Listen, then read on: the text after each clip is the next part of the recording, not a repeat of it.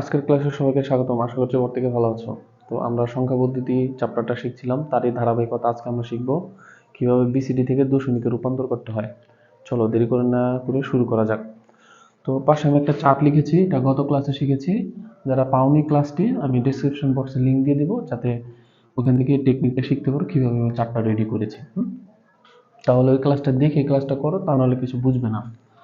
তো এখানে একটা বিসিডি কোডটা লেখা আছে। তো এটাকে বলা হয়েছে দশমিকে কিভাবে আমরা বা ডেসিমেলে কিভাবে প্রকাশ করব। প্রথমে এটা আমরা 4টা ডিজিট করে ভাগ করব, 1 2 3 4, 1 2 3 4, 1 2 3 4। এখানে এমন ভাবে সংখ্যাটা দেওয়া থাকবে যে 4টা করে ভাগ থাকবে, 4টার নিচে থাকবে না। তো যে ব্লক ভাবে ভাগ করেছি সেগুলো আমরা এইভাবে লিখব, ব্লক বাই ব্লক। এগুলো বিসিডি মান, এই জন্য বিসিডি বেস। তারপর চার্টের দিকে তাকাবো, 0 1 0 0, এটা হচ্ছে 0 1 0 0, এটার মান হচ্ছে 4। তারপর 0 0 1 1 1, এটা হচ্ছে 7।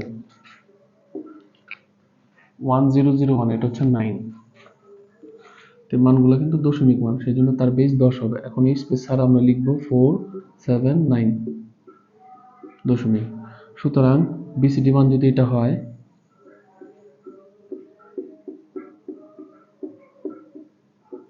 বিসিডি, তাহলে দশমিকে তার মান হবে 4 7 9। তাহলে খুব সহজেই আমরা এই পদ্ধতিটা করতে পারবো। সেই জন্য আমার 4টা জানা খুব জরুরি। আমি গত ক্লাসে টেকনিকটা শিখিয়েছি, আমার লিঙ্ক দেওয়া আছে ডেসক্রিপশন বক্সে, সেখান থেকে দেখে ক্লাসটা করো, তা নাহলে কিছু বুঝবে না। আশা করছি বুঝতে পেরেছো। কোথাও বুঝতে সমস্যা হলে কমেন্ট বক্সে জানাও, অবশ্যই তার রিপ্লাই দেবো। আর যাদের আমাদের নিয়মিত সাপোর্ট করছো তাদেরকে অসংখ্য ধন্যবাদ।